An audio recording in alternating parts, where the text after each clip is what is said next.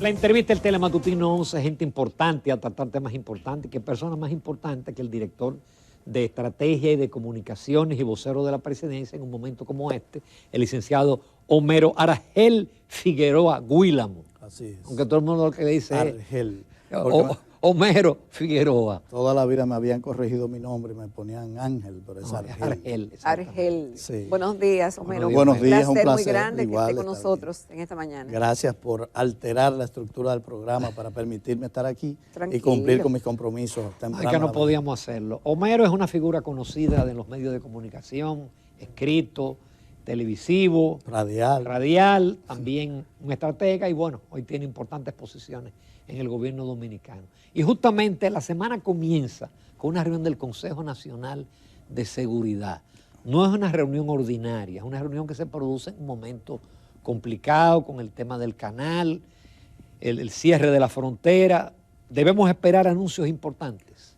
Correcto, la idea de la reunión del Consejo es evaluar, darle seguimiento a las decisiones que se han tomado producto de la situación surgida puntualmente por el reinicio de los trabajos en el canal del río Masacre, el río Dajabón, y también la decisión de cerrar la frontera en los mercados binacionales, que tú sabes que son actividades importantes tanto para los dominicanos como para los haitianos, y evaluar qué otras medidas podemos tomar para ir manejando la situación. Este gobierno se ha caracterizado en actuar siempre con previsión y siempre con carácter para mantener una defensa enérgica de la soberanía nacional y garantizar la seguridad del país.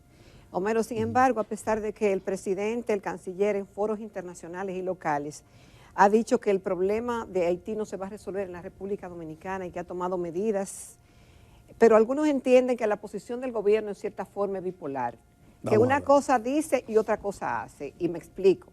En el sentido de que cada día vemos más ilegales, indocumentados en el país, más parturientas vienen.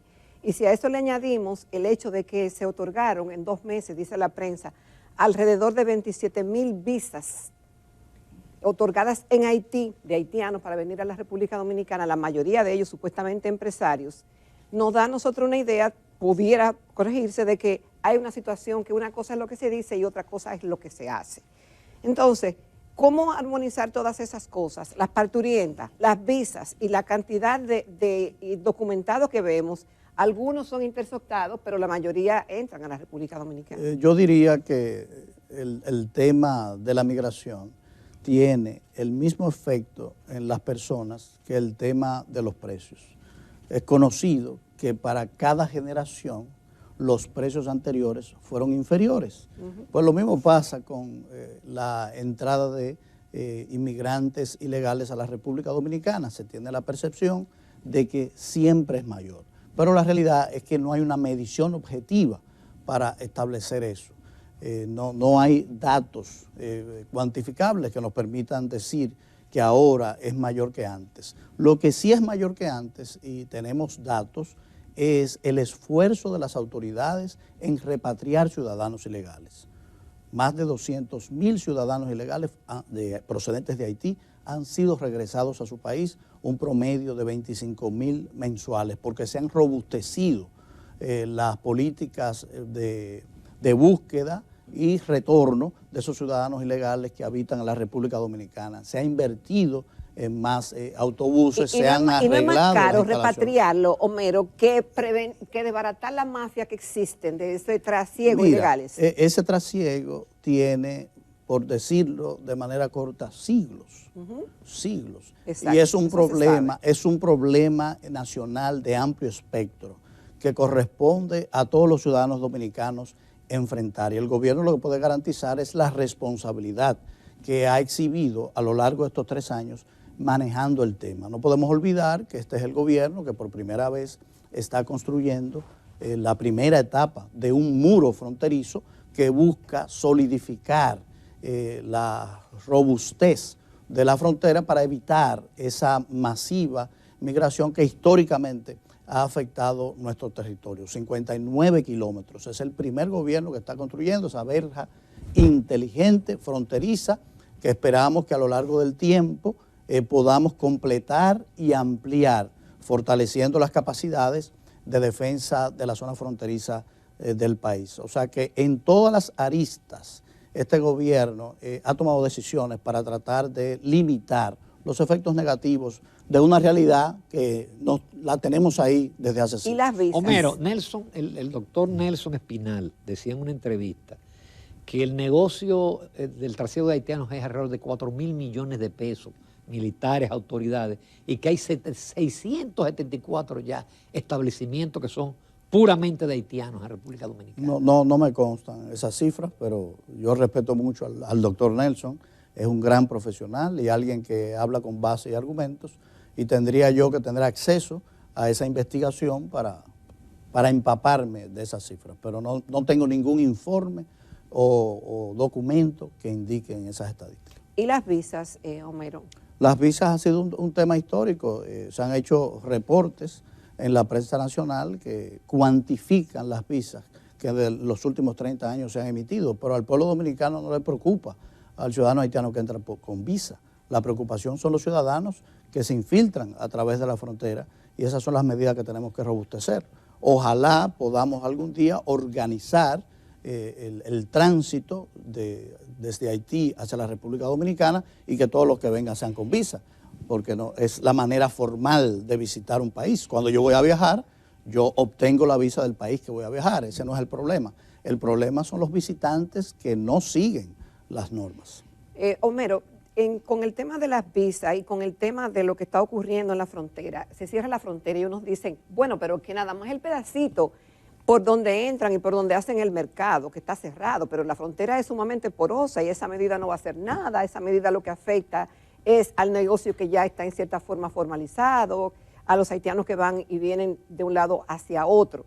¿Cuáles son las expectativas y hasta dónde está el gobierno dispuesto a mantener esa frontera cerrada? Con la presión que hay de comerciantes tanto haitianos y dominicanos que dicen que solamente afecta al comercio. Afecta indudablemente la dinámica tradicional de la frontera, pero el gobierno está en disposición de mantener la medida todo el tiempo que sea necesario hasta que consigamos el mínimo de razón del lado haitiano para que intervengan en corregir los desequilibrios que se han estado presentando en los últimos días. El gobierno va a mantenerse firme y eso precisamente es lo que se va a evaluar hoy, como lo ha hecho en el pasado. Este gobierno no tiene que defenderse mucho para mostrar el perfil que ha sido consistente a lo largo de estos 3 años en defensa nacional, no solamente ante las autoridades de Haití, sino ante organismos internacionales y países desarrollados. Hemos sido firmes en defender nuestra soberanía, nuestra independencia, para tomar las decisiones que sean la mejor para el interés nacional.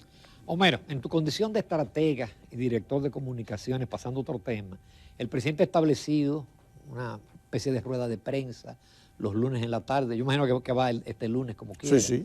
Y hay sectores eso llegó para quedarse. Bueno, hay sectores que han señalado que eso está muy bien porque él traza la pauta mediática, pero que también es un riesgo porque pueden surgir algunas preguntas incómodas, difíciles, que el presidente a lo mejor no esté preparado para responderlas y que eso le afecte. Un presidente siempre está preparado para responder cualquier pregunta. No podemos olvidar que vivimos en una democracia. Y cuando estudiamos el origen de la democracia, nos encontramos que inicia en una ciudad-estado griega, en Atenas. Y ahí las decisiones se tomaban de la siguiente manera. Había un espacio que los griegos le llamaban ágora. Y en el ágora eran citados periódicamente todos los ciudadanos griegos para participar de la toma de decisión que afectara a la ciudadanía. La puesta en escena de esta conferencia de prensa, la comparecencia consistente del presidente de la República, no es más que un reflejo de una democracia dialogante, como es en origen la democracia. La democracia es un sistema de toma de decisiones y es un sistema de toma de decisiones colectiva y está fundada en la conversación permanente, en la rendición de cuentas y en el intercambio de información.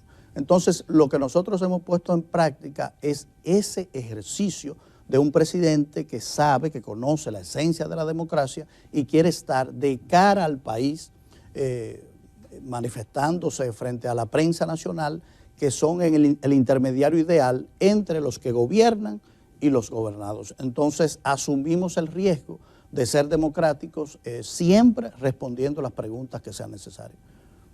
Yo creo que es una evolución que el pueblo dominicano debe defender, cuidar y exigir en el futuro.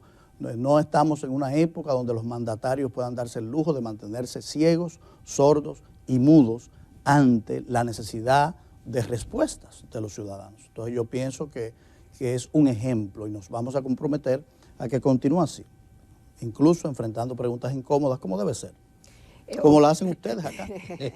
Homero, y nunca nos negamos a responder. Homero, hay un tema que está en el debate y que sigue siendo motivo de análisis, de en cierta forma de preocupación, de observación de lo que está pasando en el país con el tema de la pre-campaña, de la campaña, el rol de la Junta. Hubo una reunión y lo que se espera, como siempre, que a la dominicana se le busque una especie de bajadero.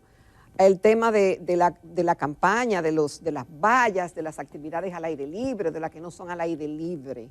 Y entonces se acusa, y una vez se ponen los ojos en el gobierno, de que no deben haber inauguraciones, de que los funcionarios deberían tomar licencia.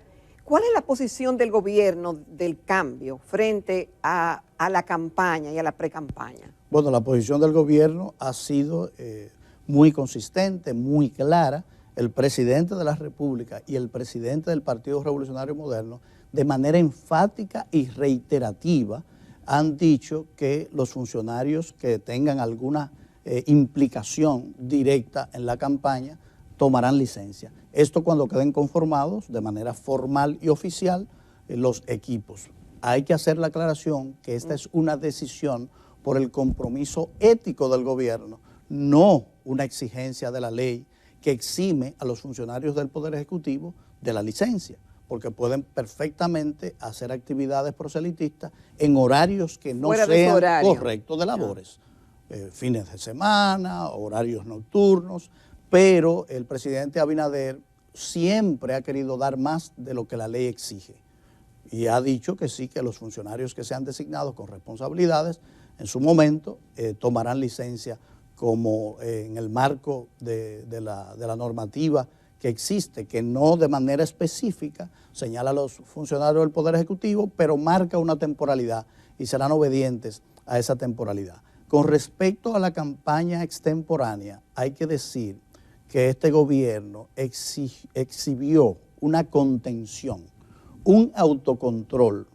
nunca visto, porque la campaña inició el 17 de agosto del 2020 en medio de la pandemia. Nunca la oposición ha dejado de hacer campaña. Entonces, cuando se hace la crítica generalizando e igualando a todos los actores políticos en el desborde, en violación de las normativas vigentes y a las comunicaciones y reiteraciones de la Junta Central Electoral, sus llamados al comedimiento, hay que hacer una diferencia. Los matices son importantes porque no todas las organizaciones se comportan de manera igual. El gobierno ha soportado una campaña de 3 años y si alguna manifestación... ¿No le dieron un año sabático de crítica? No crítica, vamos a dejar que se afinque. No, aquí hay campaña permanente. La oposición ha estado movilizándose, por el PLD hizo una consulta y la Junta le dijo, no es momento de eso. Hace 1000 años hizo una consulta, violando las normas. Mientras el partido oficial estaba concentrado en lo que debe estar concentrado, las labores de gobierno. Homero, pero hay más vallas del presidente que de toda la oposición. Pero yo no creo que haya más, ¿no? Pero ¿cuándo empieza? El presidente comunicó al país el 13 de agosto su intención de repostularse. En ese momento se ha manifestado alguna actividad de carácter proselitista, que dicho sea de paso, todas las que han involucrado al presidente han sido respetuosas del marco normativo. ¿Por qué? Porque la hacen fin de semana. Y bajo techo. Y la hace bajo techo. Es cierto. Entonces, a mí me gusta, porque por amor a la verdad, hacer esas diferencias. Aún así, el presidente ha dicho, nosotros haremos lo que decida la Junta. No tenemos una postura de enfrentamiento ante la institución llamada a regular estos procesos. Contrario a la oposición, que se ha declarado en rebeldía ante las decisiones. Hoy hay un artículo del doctor Leonel Fernández titulado Junta Central Electoral y Democracia Constitución y Democracia, donde dice que el objetivo es que se ha presionado a la Junta para atar de manos a una oposición que está creciendo. No es cierto, no es cierto. Esos son tiempos superados. Esta Junta es una expresión de un organismo totalmente independiente y este gobierno no tiene ningún interés y no ha manifestado ninguna inclinación a menoscabar las funciones de las instituciones que están fuera de su ámbito de control. República Dominicana está exhibiendo unos niveles de madurez envidiables en ese aspecto. Aquí va a haber una Junta Central Electoral que va a hacer su trabajo, un gobierno que va a respetar las normas, una campaña y unas elecciones y una votación de los ciudadanos y va a ganar el ciudadano que reciba más votos.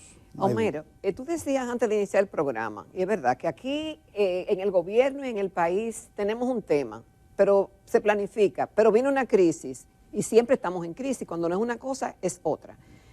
Tuvimos una gran crisis hace unas cuantas semanas con la explosión sin precedente, por lo menos en las últimas décadas, que ocurrió en San Cristóbal y que dio con el traste de la vida de decenas de ciudadanos, y numerosas empresas quebradas, familias desmembradas, bueno, y eso, luego las aguas, Franklin, lo que hizo Franklin, pero en el tema de San Cristóbal, que hubo tantas familias y que el gobierno, tanta familia con problemas, y que el gobierno se comprometió a darles asistencia, a darles ese seguimiento.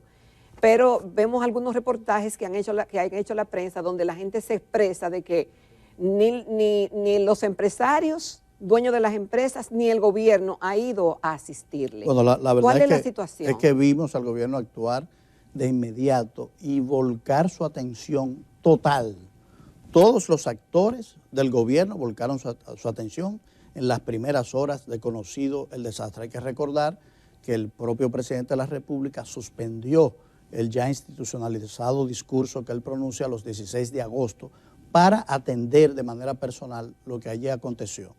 Las instituciones se comprometieron a colaborar, se está haciendo y no tengo dudas de que se va a culminar protegiendo en todo el sentido a esas personas afectadas. Yo pienso que el gobierno se ha comportado a la altura. Si hay algún caso aislado, bueno, las cosas llevan tiempo. ¿El acompañamiento en qué consiste? Pero lo que no se puede decir es que no se actuó con prontitud, con sensibilidad y que se puso al servicio de esa crisis puntual todos los organismos.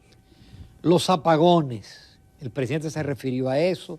Veo una declaración del ministro de Energía que acusa a las EDES de los apagones. Realmente no acusa a las EDES. Los EDES dicen que no hay apagones. Sí. No hay que acusar a las EDES. Cuando uno lee el texto de la argumentación del ministro, entiende que él lo que está es focalizando, puntualizando el origen de la situación, que el presidente mismo lo ha caracterizado, dijo, lo adjetivó como algo vergonzoso, porque es una preocupación del gobierno, pero también en esto hay matices con el pasado.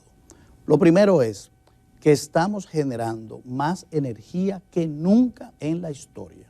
De hecho, yo mismo, a través de mis redes sociales, he comunicado en más de una ocasión récords de generación en la República Dominicana. ¿Qué pasaba históricamente? Bueno, que el abastecimiento no excedía de energía, no excedía el 85%. Había un 15% de apagones programados que fueron conocidos como apagones financieros, que eran apagones no producto de la incapacidad de servir energía, sino por la decisión deliberada de no servirla para generar ahorros. ¿Qué pasó? Inmediatamente llegamos nosotros al poder. Eso se acabó, se terminó.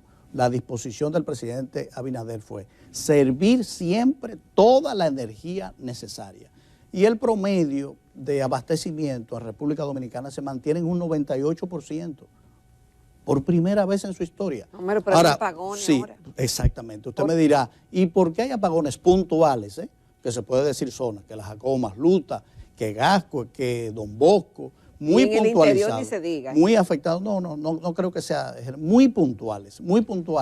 Y una de las distribuidoras es la que más genera esta situación, que es EDESTE, por el descuido histórico en las inversiones que eran necesarias hacer en las redes de distribución, en las subestaciones, en los transformadores, que no se hizo y que ahora se está haciendo. Y eso lleva tiempo. Por ejemplo, el momento en que usted decide comprar un transformador y lo recibe, pasa más de un año entre la fabricación y la entrega. ¿Han aumentado las pérdidas en este gobierno? No. Entonces déjame puntualizarte de los apagones. ¿Qué apagones ocurren en la República Dominicana de manera puntual? Apagones por averías. ¿Y qué ocasionan las averías? Además del descuido en que estaban las estructuras de las distribuidoras, el alto consumo.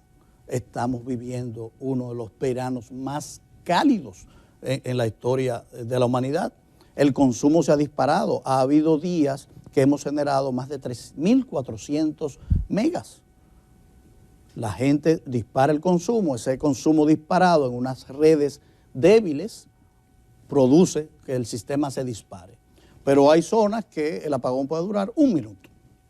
Un minuto. Entonces, la situación de gravedad está muy focalizada en zonas muy identificables. Se está trabajando para mejorarlo, pero hay que partir de la idea que estamos generando más electricidad que nunca en la historia.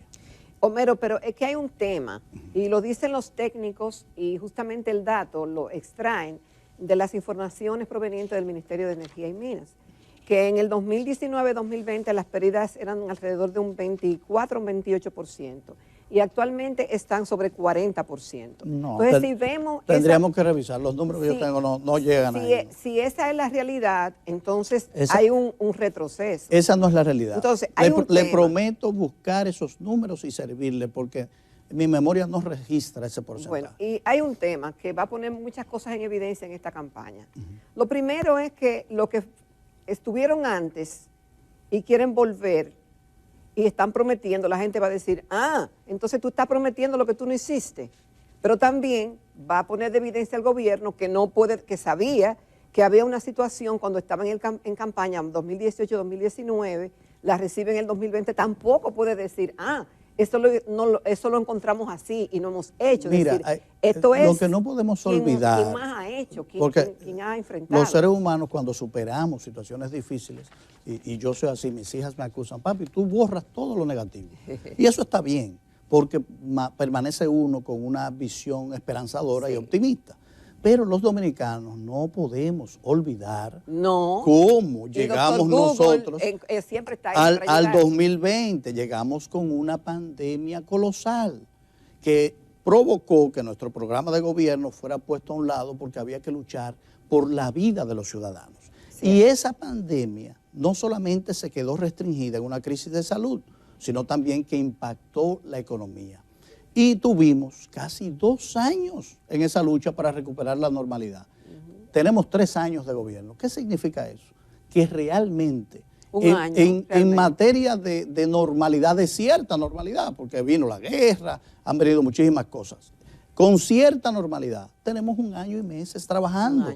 Y en ese año y meses hemos hecho un trabajo excepcional en todos los sectores del país. ¿Que faltan cosas? Claro que faltan cosas y faltarán muchas por las décadas por venir. Pero nadie puede decir que no se ha trabajado 24/7 para enfrentar todos los problemas. Una característica de este presidente es que no duerme los problemas. A veces los enfrenta antes de que salgan a la opinión pública porque vive atento, es precavido y proactivo, enfrentando todas las situaciones. Y es la demostración del día de hoy. Hay una situación, bueno, él llama a una reunión para discutir acciones y toma decisión.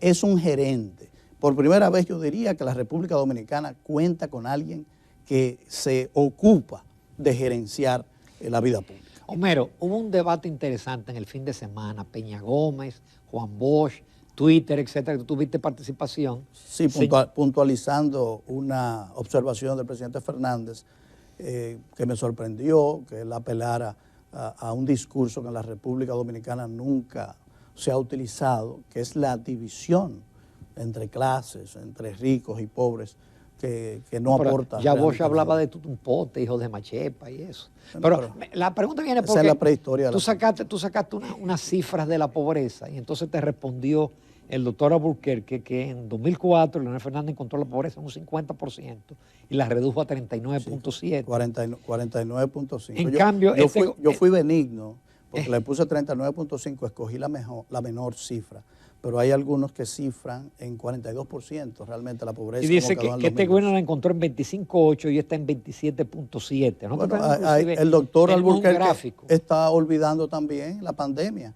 ¿Acaso la pandemia no obligó a que cerrara la economía? Y ese cierre de la economía no impactó a nivel global en el indicador de pobreza. Lo que tenemos que decir es que pese a esa situación difícil, la pobreza se mantuvo dentro de los márgenes.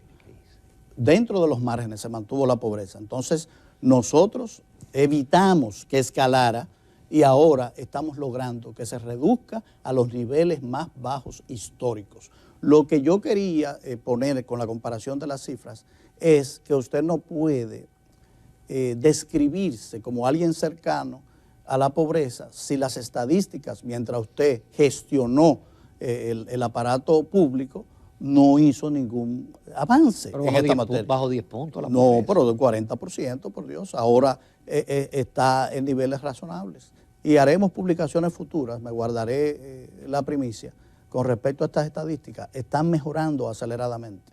Este gobierno no descuida espacio. Y la diferencia de este gobierno es que gobierna para todos los dominicanos.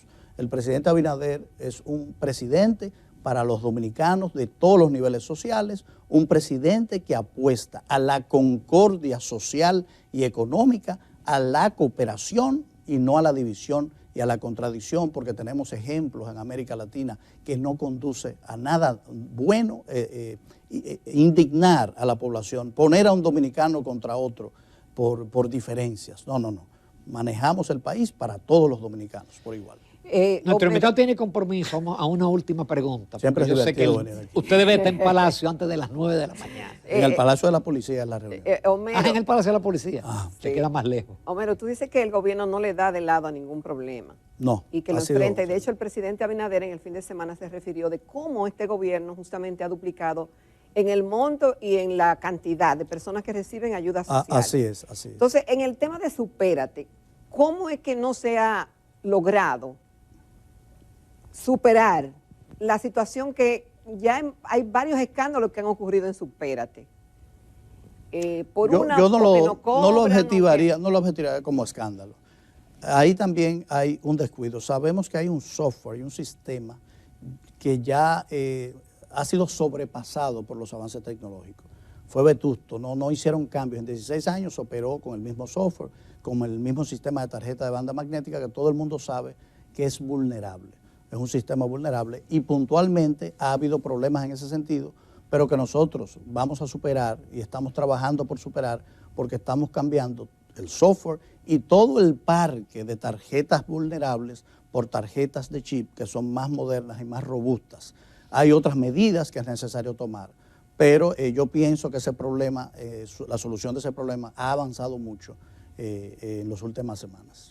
Y seguirá avanzando. Quisiéramos estar contigo media hora más, Homero, pero no es posible. Yo también, porque conversar con ustedes siempre es interesante. Sabemos que tú tienes unos compromisos importantes, que no es en Palacio Nacional, sino en Palacio de la Policía. Que se va a producir la reunión. Muchísimas gracias, Homero. Gracias. Éxito. Gracias.